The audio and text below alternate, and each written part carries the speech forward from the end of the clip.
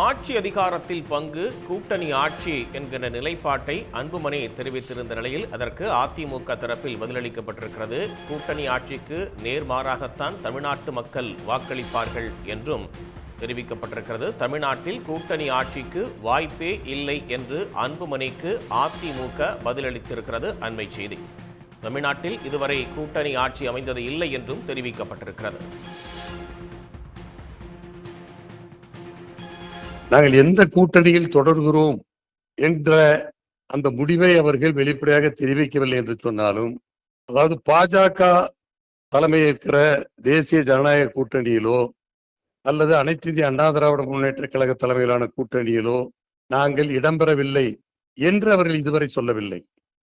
எனவே நிச்சயமாக திராவிட முன்னேற்ற கழக ஆட்சிக்கு எதிரான மனநிலையில் இருக்கிற பாட்டாளி மக்கள் கட்சி சென்ற தேர்தலில் தேசிய ஜனநாயக கூட்டணியிலே இடம்பெற்றிருந்த தேர்தலை சந்தித்தது. அதற்கு இன்னும் அவர்கள் அந்த உறவை முறித்துக் கொள்ளவில்லை. எனவே இப்பொழுது அனைத்து இந்திய அண்ணா திராவிட முன்னேற்ற கழகத்தினுடைய தலைமையிலே பாஜக கூட்டணி அமைத்திருக்கிறது. எனவே அந்த கூட்டணியிலே பாமகவும் இடம்பெறும் என்கிற அந்த எதிர்பார்ப்பைத்தான் எங்களுடைய பொதுச் செயலாளர் நேற்றைக்கு அரியலூர் எழுச்சி பயண கூட்டத்திலே சொல்லியிருக்கிறார்.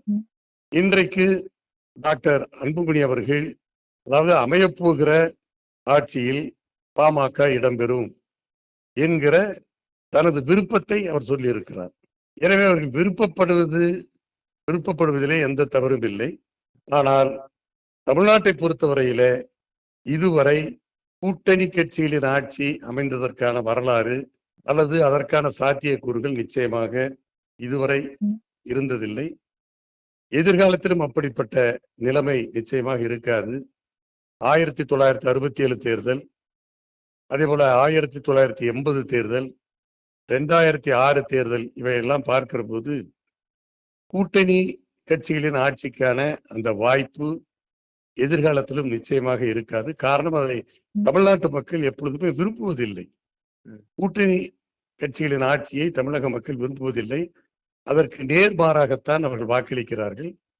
எனவே 2026 தேர்தலில் எங்கள் கூட்டணியிலே பாமக இடம்பெறும் என்ற அந்த நம்பிக்கை இருக்கிறது, அந்த எதிர்பார்ப்பு மக்களுக்கு இருக்கிறது.